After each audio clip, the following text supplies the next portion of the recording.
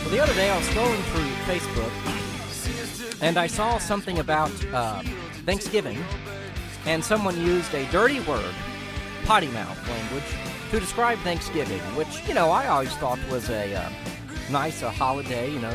Abraham Lincoln instituted it, great president and all that, and a day of celebration, of sharing, and keeping the Pilgrims alive and working together with the Native Americans and all that. But as it turns out, a lot of people really hate Thanksgiving because it brings back, bad memories of, latent memories of how the settlers and colonialists treated the Native Americans. And we shouldn't celebrate Thanksgiving at all. Then it reminded me of similar sentiments on Columbus Day. Christopher Columbus, used to be kind of a great explorer. Well, now he's regarded by many as this terrible, terrible guy, came to America, slaughtered millions of people, et cetera, et cetera. And then it just got me to thinking about modern movements, Occupy, even Black Lives Matter to a certain degree. And, it's just, I just started to think, where does this come from? When I grew up and I was a kid, America was a pretty patriotic place. Ronald Reagan was president, and, America, it was the city on the hill and all of that. And now it seems like a couple of generations basically believe America's the problem. And a lot of people, I think, would say Barack Obama embodies that sentiment.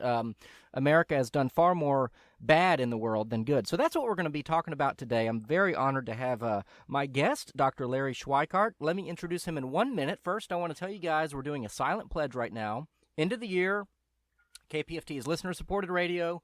No commercials. We get to have long form conversations like the one we're going to have today. Go to kpft.org. There's a Donate Now button. Click on it. Give a little bit to the station.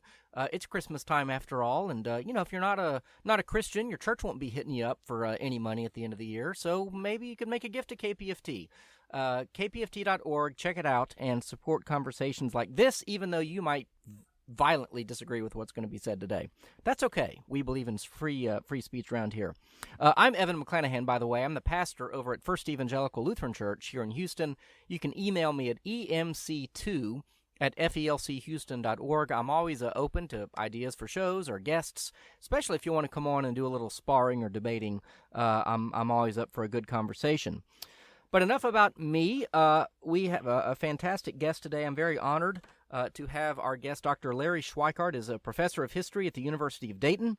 He has written more than 20 books on banking and financial history, business history, and national defense, including The Entrepreneurial Adventure. We're going to be mainly talking about his best-selling book today, A Patriot's History of the United States, which, if that name sounds familiar, is because it sounds a lot like Howard Zinn's book, A People's History of the United States, and I'm guessing the two are intentionally connected in some way. Dr. Schweikart, are you there? I am here.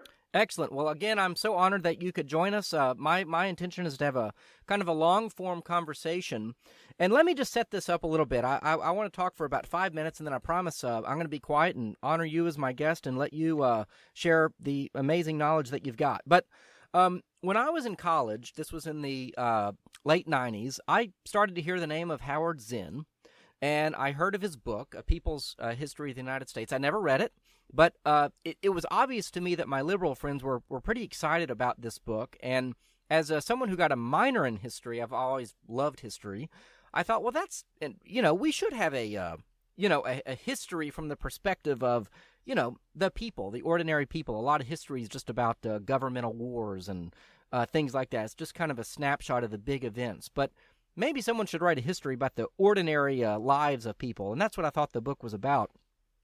But over time, it became apparent to me that really a couple of generations have been very influenced by this book, by Howard Zinn. A couple of generations basically let this be their single textbook on American history.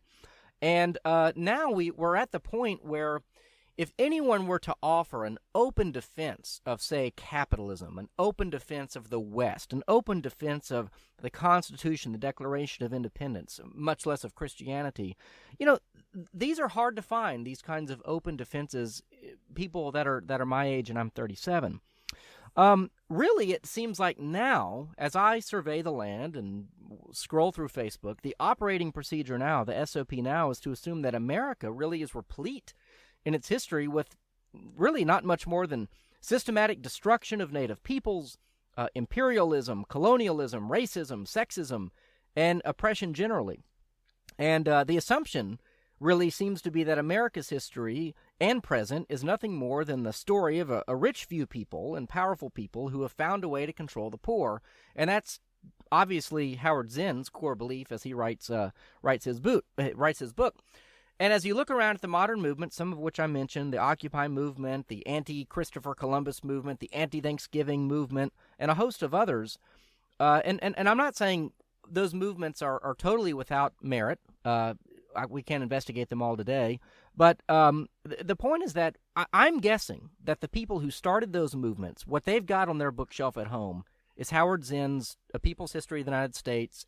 It's highlighted, dog-eared, underlined, and written on the margin. So I wanted to have you on, Dr. Schweikart, because your book, I believe, is in fact, in the introduction, you mentioned Howard Zinn in the very first page, intended to be another way of looking at the history of the United States. So would you talk about that a little bit? I mean, kind of the purpose of your writing your book, and maybe you could talk about how you've experienced the influence of Howard Zinn. Well, you hit on a lot of points there. The notion that Zinn played upon this, that it was a people's history, namely it's just going to be kind of what ordinary people were like. Almost every history book that's at all honest tries to achieve that and tries to address that. The problem always becomes that the very nature of history itself is, and almost any historian will tell you this, that which changes over time and that which is significant. And so as soon as you get to change over time and significance, you automatically are ruling out 99.9% of the ordinary people, the little people, as they used to say. And there's a reason for that, is because 99.9% of the people don't change the world significantly. It's a tiny, tiny, tiny handful of people who affect big change. Yes, everybody has a part to play. Everybody is important in their own way. But as I said, you could take away all of Andrew Carnegie's employees in the 1880s or 1870s, and it wouldn't significantly change Carnegie Steel, because you would have replaced those employees with someone else. But if you took away Andrew Carnegie, you wouldn't have had the steel industry. And so the notion that he plays upon, which I think is rather devious and kind of nasty, is this notion that he's going to tell you about the lives of ordinary people, when in fact he's not at all. What he's doing is eliminating from history that which makes history, namely the big significant events that account for change over time and which differentiate one time period or one group of people from another. Now, when we started to write the book, I had already written a history of American business, the entrepreneurial adventure, and over the years, Mike Allen and I, we met around 1992 or 93 at a convention. We were talking about the state of textbooks, because we both taught U.S. history, and we were lamenting the fact that, and this was not Zinn, by the way, in the early 90s, we were lamenting the fact that the textbooks were all just so biased. And it wasn't so much that each textbook had these kind of outright lies in them. It was a general tone of the assumption that big government is always better, that states' rights is kind of this bad phrase, that there's no such thing as exceptional people. And like I say, this was coming through well before Zinn. And so we made a decision to begin writing a textbook that began to try to address this. In essence, what we decided to write was a book that we would feel comfortable teaching out of, not one that we had to argue with every other page. Mm-hmm. Now, let me mention something here, your listeners. I don't want your listeners to get the wrong idea. We did not write an objective book. There is no such thing as an objective book, and anyone who says there is just a liar, because the very selection of any facts over any other facts is an act of prejudice, an act of bias, an act of choice, and so you can't get around it. Otherwise, you would have the history of the world, which would be as long and as big as the history of the world, except bigger because you'd have to be writing about it rather than living it. Right. So we never pretended to be objective, and people say, "Oh, so you're objective?" No, we're not. We're no more objective than Zinn is, but we believe there is a truth, and that the truth is the truth, and that you can see the truth through the fact. Yes, the selection of this fact over that fact points you in a certain direction. But I think overall, as we said in our introduction, the facts tell the story by themselves. We don't have to doctor the facts. Mm-hmm. We don't have to change it. We just have to see if we can perceive what are the correct facts, the ones that most accurately tell the story, because we can't include all of them. So we began writing in the late 90s, and again, ended up with a book that's been phenomenally successful. It's 500,000 copies in print. We're rapidly catching Zinn. We're in use in some 30 colleges and universities, including places like University of California, Santa Cruz, to my shock and surprise. We're in use in hundreds of high schools, and probably the main book for teaching advanced history, high school AP to homeschoolers. So it's been just an incredible development here to write the book and to have the success that we had with it.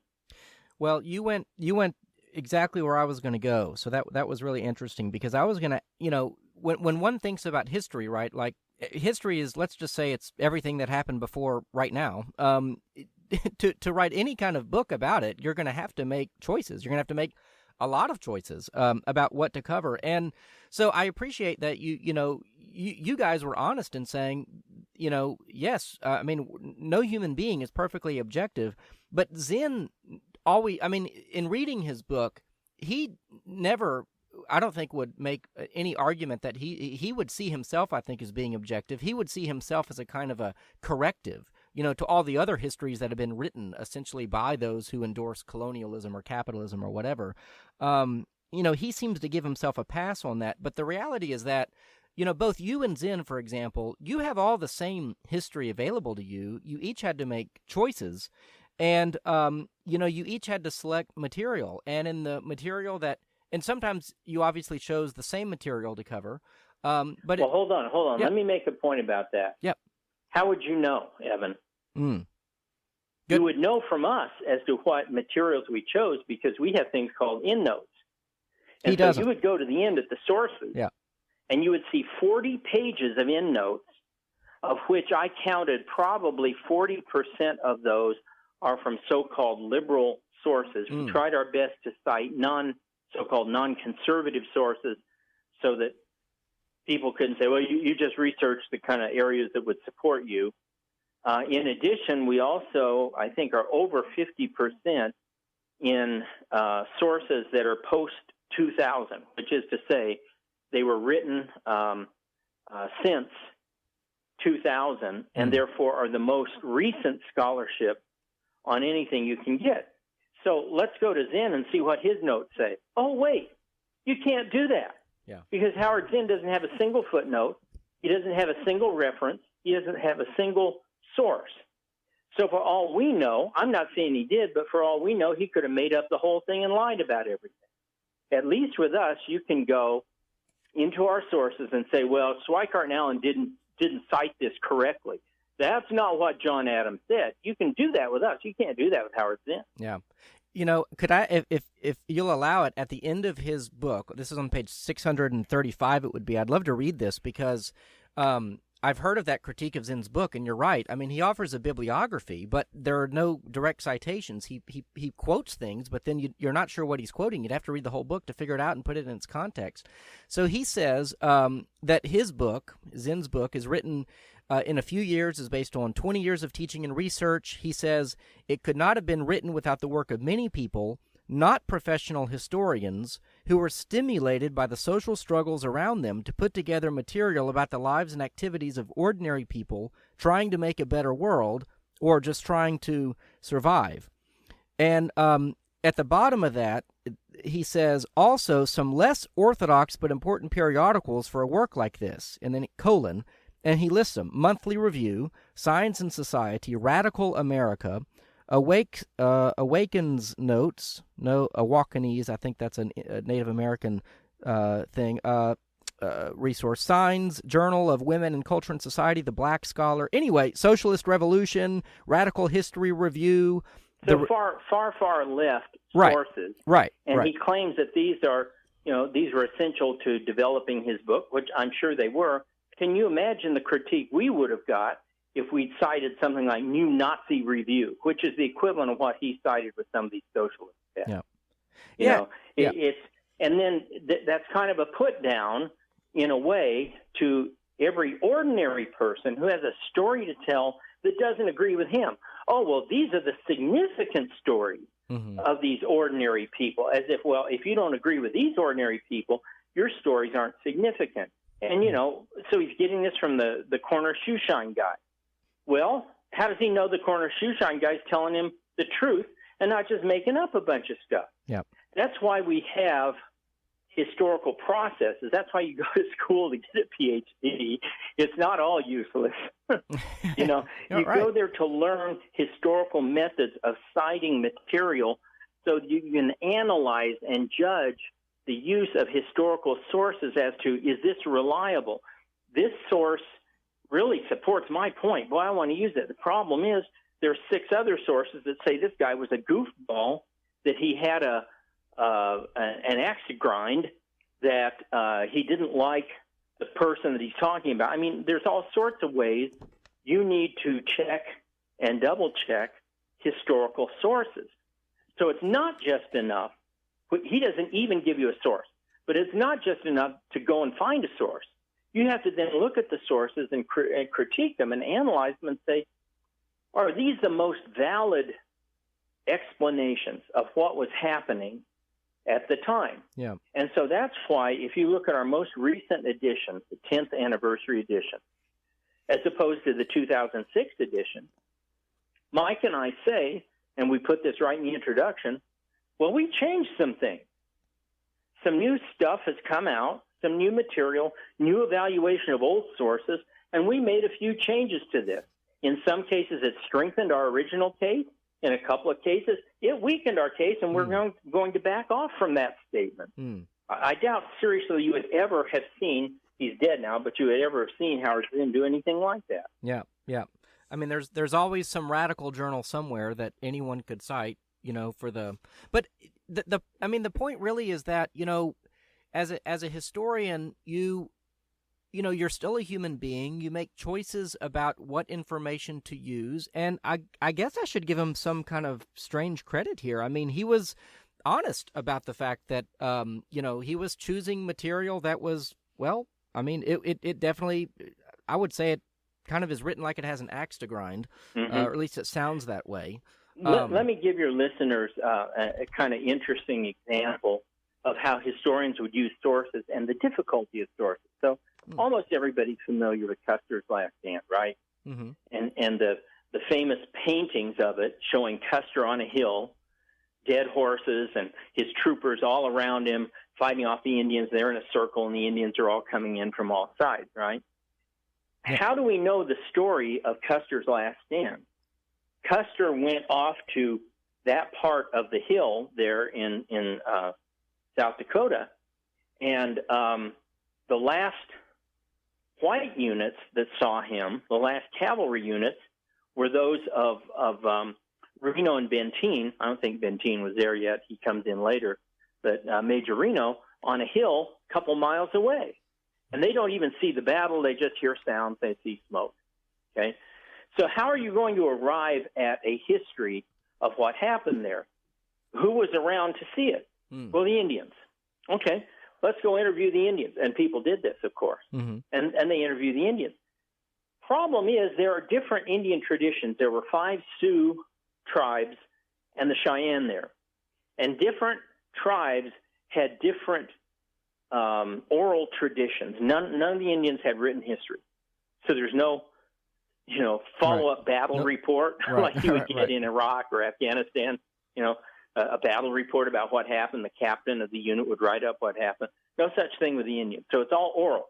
Yeah. And we all know how memories change and how stories change. But it gets even worse because some Indian tribes would try to emphasize the heroism of warriors in battle by discussing the number of their men killed. Man, we lost 50 guys, but we still won the battle. Others would emphasize the low number of men killed. Well, we only lost 2 guys, and we killed 200 of theirs. So right away, a historian is stuck. Gee, we've got totally different views here of what happened. And so, well, where are the bodies? Well, burial teams don't get there for another day or so. Bodies are moved. Many are mutilated. And they're not interested in writing down source material for a historian. They're in the grisly business of burying dead men. So, somebody interviews them. Well, where'd you bury this guy? Well, I buried him 200 feet over there. What about Colonel or Captain so-and-so? He's over there. And so by the time you get done with all that and you're trying to write an accurate history of what happened, you're faced with maybe already 3 different sets of evidence. Bodies that you can't really verify where they were.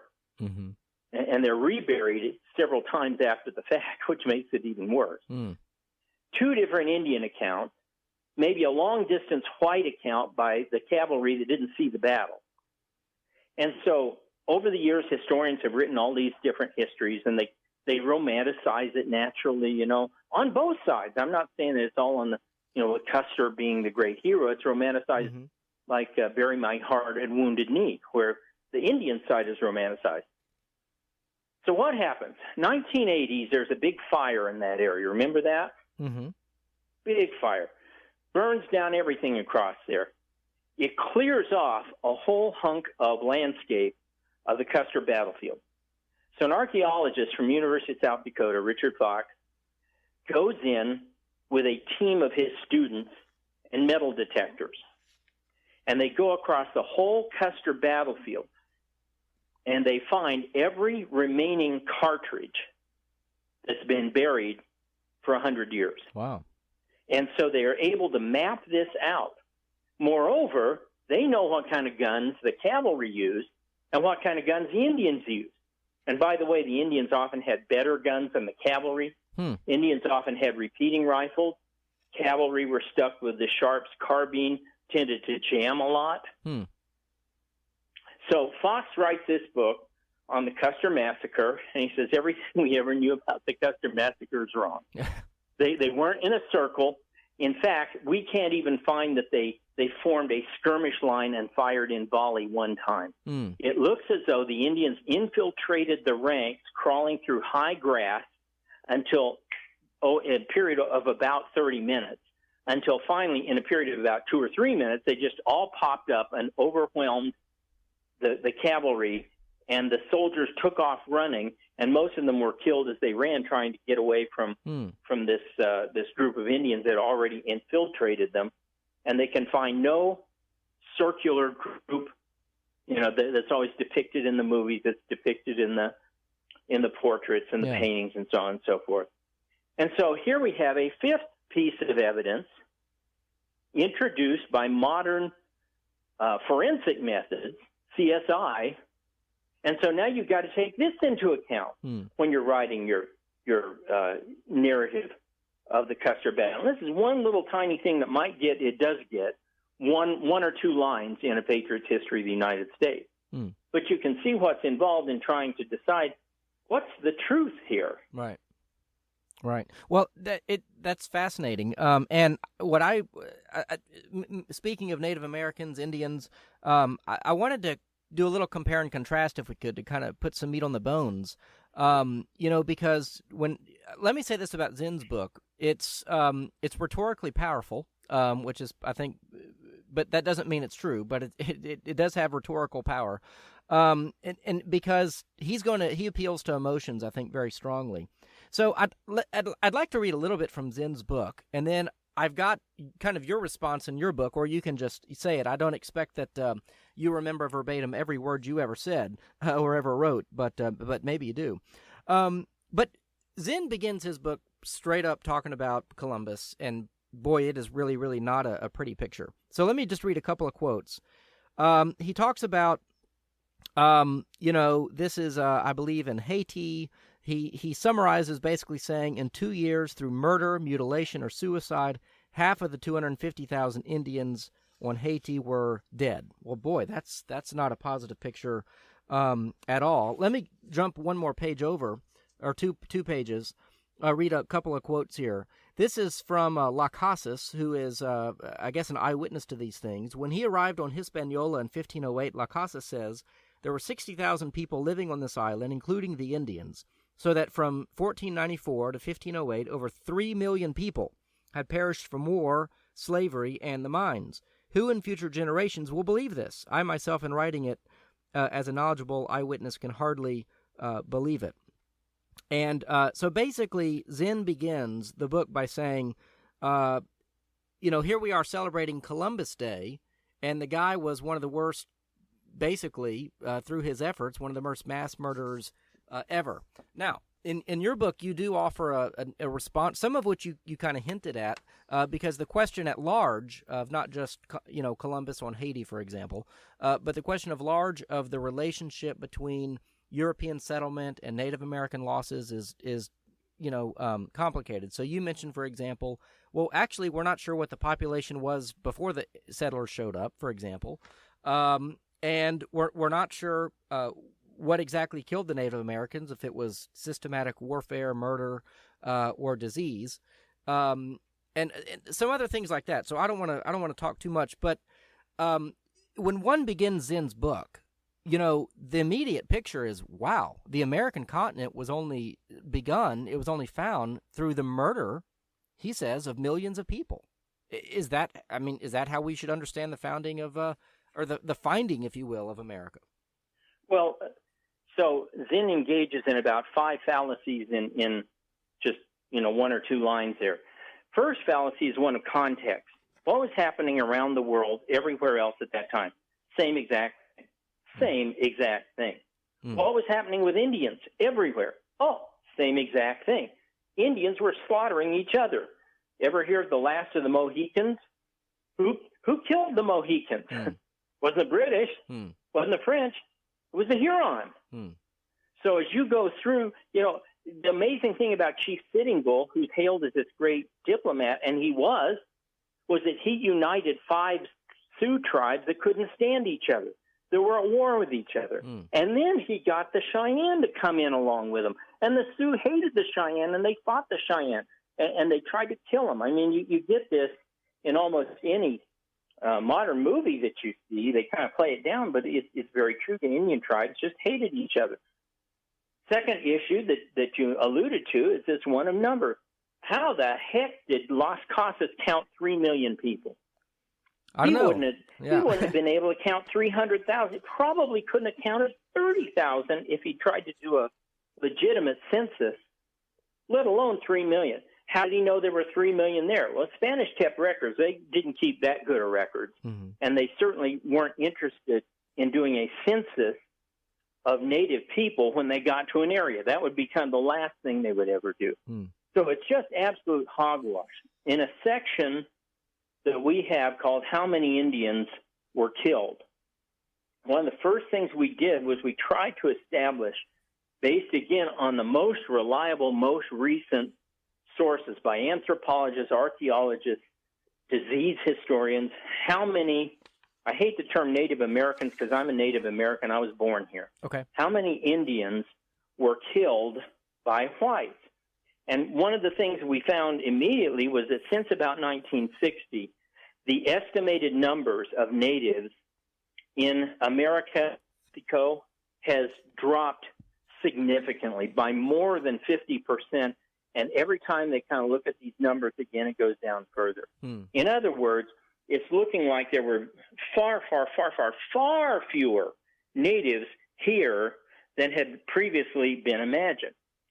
Second, what we found was that there are journals of disease and epidemiology. And if you look in these journals, what you find is historical research that says that, in fact, there were many, many diseases that used to be attributed to the Europeans that now they are finding out existed naturally in North and Central America before any Europeans ever got here. So the notion that Columbus brings over all these diseases and imposes them on the Indians is crazy. Some maybe, but not most of them, and not the ones that destroyed numbers of populations.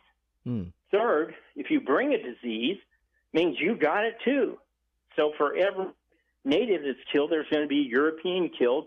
Diseases were equal opportunity killers. And so you can go on with this, and this is just in one or two sentences that you read to me. This is just the fallacies in just one or two of these sentences. So you can see how when you make these broad stroke, silly comments like this, it's what Marx used to do. Drove me crazy when I was teaching Marx. Because to deal with Karl Marx and Das Kapital or Communist Manifesto, you have to almost accept his crazy language, which is garbage. You have to begin with the term workers. No, they're not workers, they're employees. So what you find yourself doing is almost every step of the way, he's trying to pull you onto his playing field of terminology and verbology. Think of Scientology. If you're trying to discuss something with a Scientologist and they believe that there are these alien creatures called Satan inside your body, and that for you to be free, you must be audited, you got a problem if you don't believe in alien creatures inside your body. Right. I'm watching the Leah Remini. Yeah, pretty interesting and it's awesome. Terrifying. Let me read another quote, because this is something I thought odd, because if I read an author, I do try to read carefully, and it's part of why I'm a slow reader. But this is on page 16 of Zinn's book. Okay, so keeping in mind everything we just talked about, he says this. He says. And he's talking now about the English skirmishes with the Indians. Let me make one more point before you go to that, because you mentioned Las Casas. Yep. Here's another source problem. We know that Las Casas was heavily biased towards Spanish exploration and expansion. And he comes up with what's called the Black Legend. And so his numbers, his explanations, his discussions are all suspect. Doesn't mean they can't be right, but it does mean you need to use them critically. Another guy comes along who was a supporter of Spanish exploration and expansion, and he develops this totally different view to counter Las Casas. Well, his is just as bad. It's called a white legend. But the point is, once again, who's your source? What is your source's motivation? It doesn't mean that they can't be right, but it does mean you need to know going in as to whether or not you can trust their source. Yeah. And, I had a kind of macabre thought as I read that, which is if you study, say, Nazism at all, and when the Nazis began to, figure out, hey, we want to murder people here by the hundreds, by the thousands, and, you read these just totally macabre stories about not wanting to waste bullets, and right. It gets really. It's like that old police song, murder by numbers, 1, 2, 3. It's as easy as ABC. Well, actually, it's really hard to kill a lot of people, and again, that sounds really macabre, but you have to do something with the bodies. You have to. That's right. So it was always like Zyklon B. Well, that's the ticket, and then it's like, well, gas chambers. That's the ticket. It's all, how do you mass murder hundreds of thousands of people? Now, what Zinn says, according to Las Casas, you had 3 million, then you go down to 60,000, but he says the number might have been exaggerated, but it might also have been 8 million.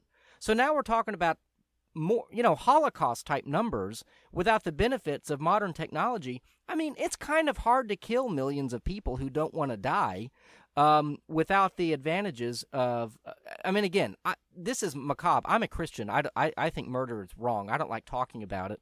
But you kind of have to wonder if Lacassis could possibly even be telling the truth, because could this group of people possibly have the time and the energy and the technology to kill that many people? Especially when their goal there was not to go there to kill people. Their goal was to go to get rich and to spread the gospel. Yeah. Not necessarily in that order either. But again, that's great when you're talking about those numbers. That's very important, because Dobbins and many of the other archaeologists who tried to come to grips with numbers of natives in North and Central America, they have trouble coming up with 8 million people in the American Southwest and Mexico total. Yeah. Total. And so you're going to put that many in Haiti? Yeah. Where are they going to live? Where are you putting these people? Yeah. I'd like to read a quote, too. This is on page 16. It says, a Dutch traveler in New Netherland wrote in 1656 that, quote, the Indians affirmed that before the arrival of the Christians and before the smallpox broke out amongst them, they were 10 times as numerous as they are now, and that their population had been melted down by this disease, whereof 9/10 of them have died. Now, here's why I pointed that out. In the preceding page, on page 4, he says, I'm going to read it again. Now, this is, granted, different context, okay? In one, he's talking about Haiti, and one, I think he's talking about America. But he says, in that instance, it's murder. It's murder, mutilation, and suicide. With Lacassis, it's, let me think. I want to get it right. It's war, slavery, and mines. But then on page 16, 9/10 of those who died, and again, are those accurate numbers? Maybe hard to say, but 9/10, he admits they die of disease. So it just seems, and maybe history is consistent because life is a mess and, it's a result of the fall and all that. But I highlighted that to say, well, if, let's say that settlers came to America and they did bring diseases, I've always heard that they became immune to smallpox, but they could still spread it. I don't know. Maybe it's like the third day of a cold. It doesn't affect you anymore. That's obviously untrue, because people were dying of smallpox right and left in America until Washington was one of the first to introduce the smallpox vaccine at Morristown in, I want to say, 1778 to his soldiers. He ordered them to get a smallpox vaccine, and it cut the numbers down by 90%. So that's the first time you have anybody actually having any kind of preventative against smallpox. But let me give you an idea of how some of these people like Dobbins and others would arrive at a number of people in an area. What they would do is take existing archaeological digs and settlements, and they would say, okay, we basically uncovered this dig. We think that this is a whole city. It goes from here to here, and there's nothing outside this area. That leads us to think it's a whole city.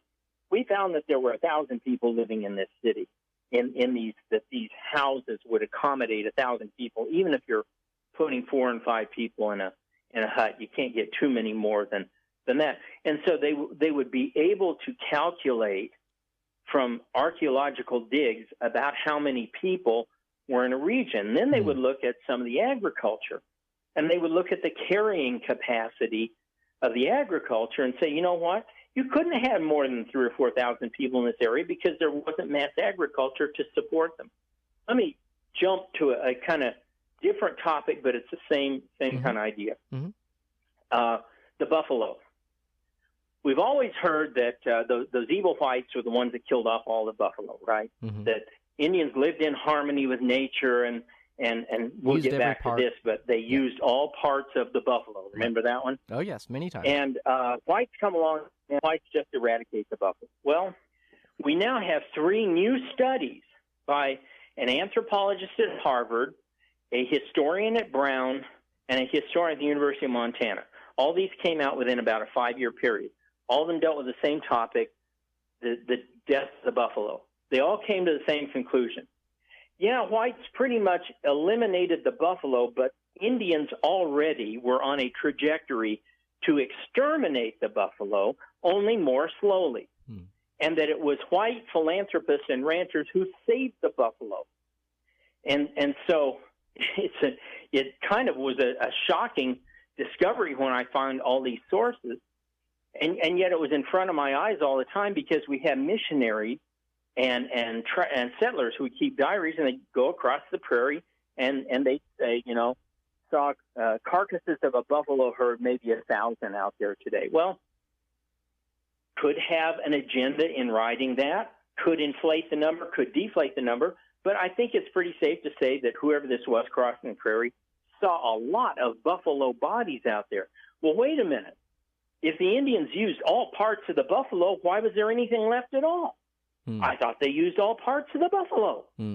What that phrase has come to mean, and teachers teach it, but they teach it wrong, is that Indians would use all parts of a buffalo, but not all parts of all buffalo at once. And so if they needed hides for the winter, they'd kill a herd, take the hides, leave the meat, leave the bones.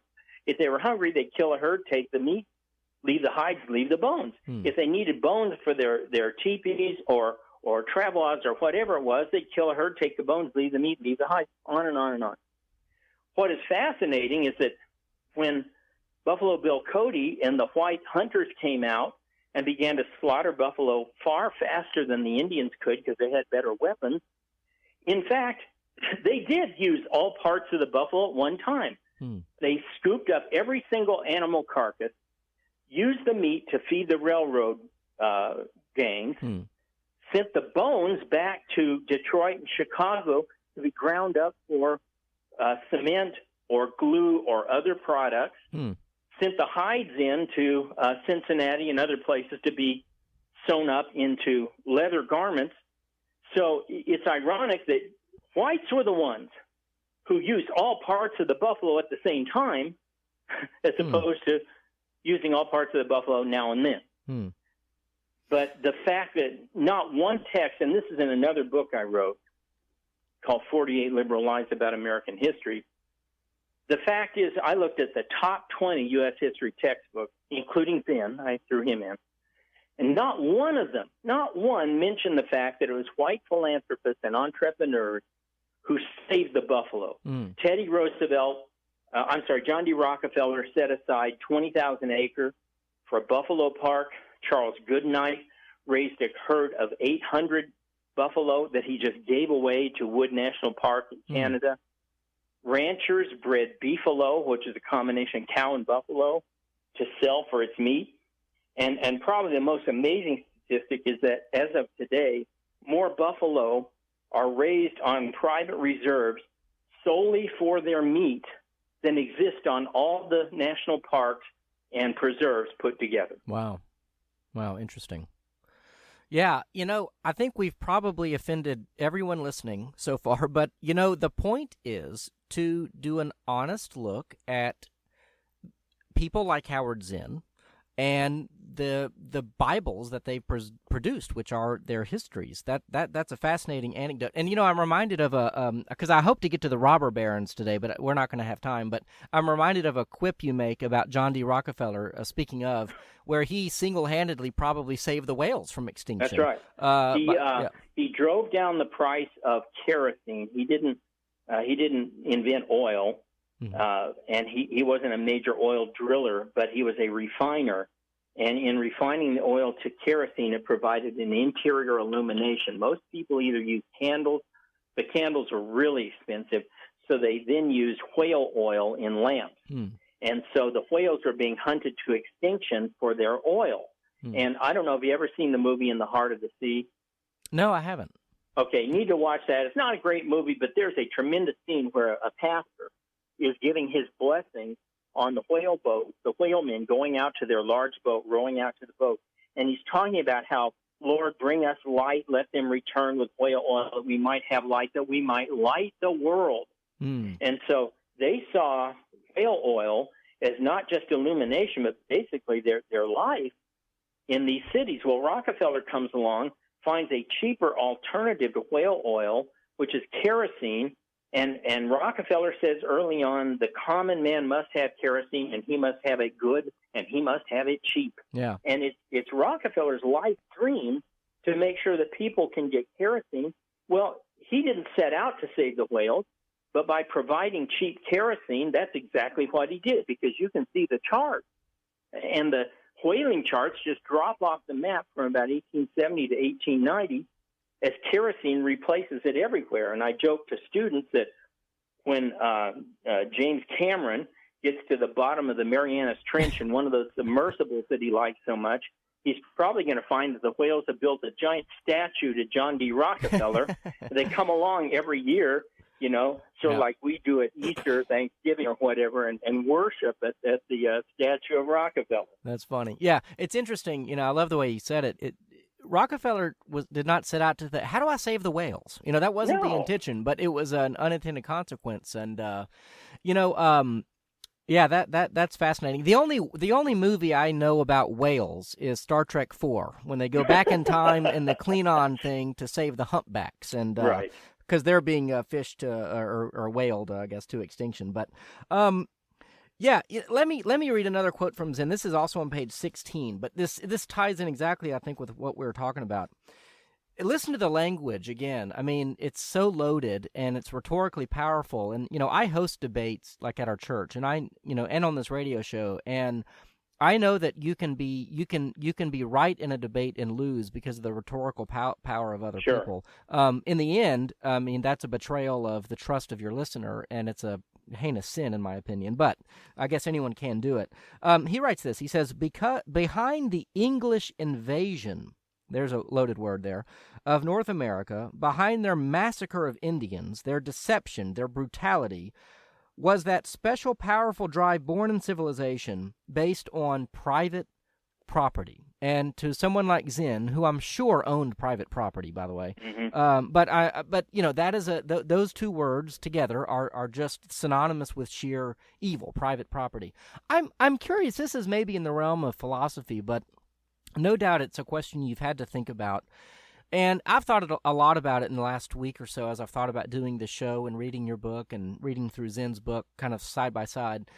You know, what is a kind of how do we navigate the waters of land ownership and of I don't want to say conquering land, but maybe conquering land is the right way to put it. What are kind of moral parameters when we look back on American history? I mean, I guess the bigger picture would be the liberal mantra today seems to be that America is an illegitimate country because of the way that it was founded, the way that Columbus and the Puritans and the colonists, etc., took over the land. That's the mantra that Zinn has set forth and others. But again, I think this is the Bible of American history for a lot of people on the left. And how do we come to terms with the sense of I don't know how do we assess the nature of a people taking on ownership of a land? As a Christian, I can't just say might makes right. I can't just say to the victor goes the spoils. There needs to be something more to it. So how do you assess a question like that?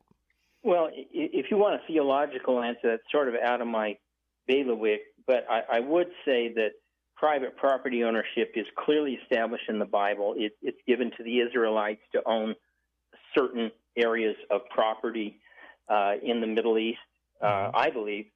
And it's interesting that whether or not you can come up to the present and say, was this right? But I think perhaps a more interesting question is, what role does private property ownership play in American exceptionalism? When we talk about American exceptionalism, Dave Doherty and I wrote a book, follow-on to Patriot's History, called Patriot's History, The Modern World, in 2 volumes. By the way, let me give you some websites. Please, thank you. www.patriotshistoryusa.com. All one word, patriotshistoryusa.com. And I'll get to our second website in a minute. But we wrote a book called Patriot's History of the Modern World. And it was interesting that when Mike and I wrote PHUSA, we kind of skirted the issue of American exceptionalism. And so when Dave and I went back to write a history of the world, we said we really need to identify what is it that makes America exceptional. If we believe America is different, which we do, What makes us different? Now, you can say, well, it's bad that you're different. Okay, we'll have that discussion later. But first we need to come to grips with, are we different? Because if the United States is no different than any other country, why are you ragging on us? We're just the same as 132 other countries in the world, and you just are constantly ragging. Go rag on Uganda or Tanganyika or, Siam or whatever they call themselves. Rag on somebody else. There's 100 and some countries in the world. But the reason they choose to attack us is because, in fact, we are exceptional. So what makes America exceptional? And Dave and I came up with 4 pillars of American exceptionalism. One, and you will not find these in any other country the way I'm going to explain them. One, a Christian, mostly Protestant, religious foundation. Now, that's not to say that's how we are today, but that is to say that's how we started. Mostly Protestant, Christian, religious foundation.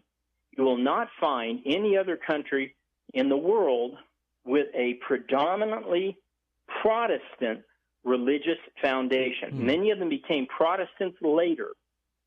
Switzerland, Germany. I would argue against England being a Protestant nation. It was not. Right. England is an Anglican nation, which was really a variation of the Catholic Church. Yeah. So right there, America is different than almost any other country in history. Number 2, common law. The United States has a tradition of common law, partly because of that Protestantism, because it came over with the Presbyterians, the Dutch, and others. And the common law idea is that God, or I guess I should say that as a televangelist should say it, God puts no the televangelist law here. in the hearts of the people. This actually is a German tradition that went to England, then came over here, and the Germans lost it. God puts the law in the hearts of the people, and they elect or select leaders who will carry out the laws that they already have, that they already agree to and abide by. Third is private property, but this is a key, with written titles and deeds. Nobody else had this except the Europeans and America. Africans don't have it. Latin Americans didn't have it. Indians didn't have it. Written titles and deeds is key because you can prove through a historical record that you had title right to these properties. And what you find, let me tie together titles and deeds with common law. Here's how this works. When in 1785, Congress, Articles of Confederation Congress, set up the land distribution system in America. They said, we're going to survey the land starting in southern Ohio, setting up sections and townships. You've probably seen the famous square of sections and townships. Yep. And we're going to sell off land within these in a very orderly fashion. Orderly because they want to make sure that you could defend against Indians. So somebody wasn't to get land in Section 36 before Sections 1 through 35 had been sold and populated. Well, of course, people being people, immediately start running out to Section 24, 27, 35, 36. Under civil law, or divine right is what it used to be called, and later under Napoleon becomes called civil law, which is top down. God puts the law in the hands of the monarch or in the leader. He tells everybody else what to do. Under civil law, they would have sent the troops out and forced all those people off that land at gunpoint and said, you get back there until you populated these other areas. But because this is common law, the American government said, you know what? The people are right.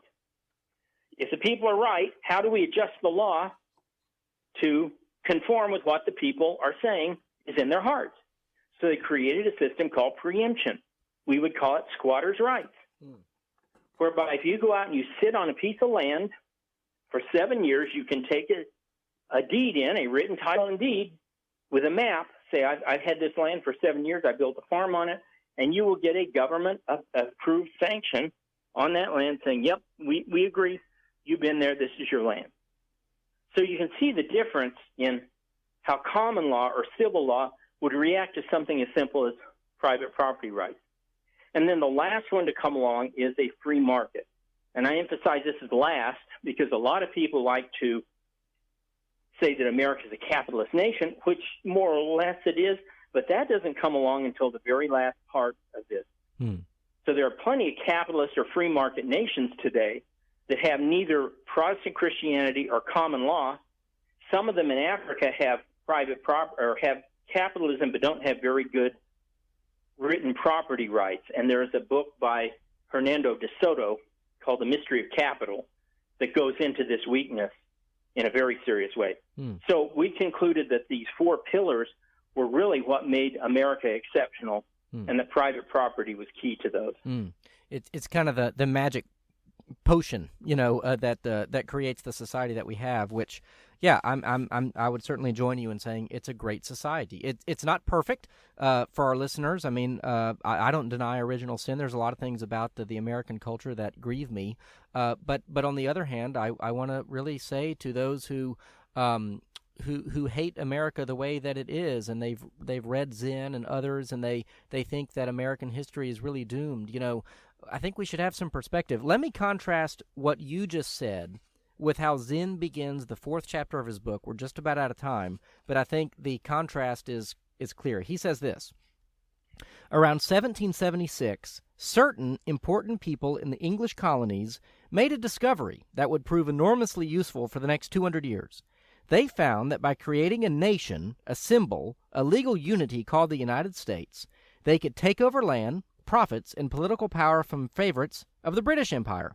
In the process... That's so much garbage. The Plan of Union and the Articles of Association were originated long before 1776. They were originated in every single colony by almost all colonists who believed in these ideas. And this is just an egregious lie by him. I mean, to me, it shows not just that he's lying, but that perhaps he doesn't really know American history. Because if you've read anything about the Revolution doesn't start in 1773 or 1772. It starts, some would argue, from the minute the first Americans landed here because of their notion of self-government. Yeah, and it's really conspiratorial, right? I mean, it's like the whole book is riddled with basically conspiracy theories, and I haven't finished the book yet, and I would love to have you on again maybe sometime next year, and we could talk about different topics in the same way we did this, because we barely got out of the first few hundred years of America. But, yeah, I mean, basically it's like everything you believe is a lie, and what was really happening was that there were these really powerful people, and they were conspiring to create this whole thing, they created a fiction called America, and all the little lemmings just fell in line. It's like, maybe they were free individuals who pretty much all knew what they were doing, and not only that, in the polity of the day, that is the political organization of the day, they played an active part, even the people who didn't own a lot of property. Evan, if you would let me, my publisher would slap me if I didn't get in a plug for the forthcoming book. I have a book called The Politically Incorrect Guide to the American Presidents, from Washington to Taft. It's coming out January 9th, and if you go to the Politically Incorrect Guide to the American Presidents, you'll see that they have Washington, Lincoln, and Jefferson all wearing MAGA hats. American race. Yeah, pretty funny. Cool. Good. And that's out from Regnery on January 9th. I also have a book that's being rushed out. I've been writing it through the whole campaign, called How Trump Won, and that's going to be out by Inauguration Day in e-form and then in early February. And so we will be having updates about these on patriotshistoryusa.com from time to time here. Yeah. Well, tie it into all this, and I actually did some radio shows. I mean, I was a never-Trumper. I had some issues with Trump. But the slogan of his campaign, Make America Great Again, there's so much there. There's so much to talk about there. And that's really, that is so offensive to so many people because, again, my working understanding now is that for 2 generations they have bought into Zinn's book. They've bought into the way that he has written about America. They don't think America's great. They think America's horrible. Let me read one thing quickly, a quote from Obama, from President Obama. This came out the other day. He said, it's on Comedy Central, he said, "But that is not the only factor in so many aspects of our lives that we have by no means overcome the legacies of slavery and Jim Crow and colonialism and racism." And anyway, I mean, look, America's not a perfect place. Racism exists in America. It exists everywhere. But you know, when we have a president who, you know, talks about these things as though, you know, colonialism and racism, this is the operating theory. This is the operating worldview of a couple of generations. And what I wanted to do is just explore it a little bit. I'd love to do it again as time permits. You're a very busy man, and I really appreciate your time. But unfortunately, we're out of time. Could you say one more time the websites to go to, the books that are coming out, and then we're gonna wrap it up. Okay, so our main book is A Patriot's History of the United States. The follow-up History of the World in 2 volumes is A Patriot's History of the Modern World. I deal with a lot of these topics that we talked about specifically in 48 Liberal Lies About American History. The new book is called A Politically Incorrect Guide to the American Presidents from Washington to Taft. And if you go to www.patriotshistoryusa, all one word, patriotshistoryusa.com, you can find all these books. And, of course, they're all available on Amazon, and most of them are available wherever books are sold. Awesome. Well, Dr. Larry Schweikart, I want to thank you so much for your time. If you could stay on the line for just 1 minute, I have a quick question I wanted to ask you. But now, to my dear listeners, this is the Sin Bully radio program on KPFT. Check out kpft.org. Email me, emc2@flchouston.org. And until next week, may you have the peace that passes all understanding. See ya.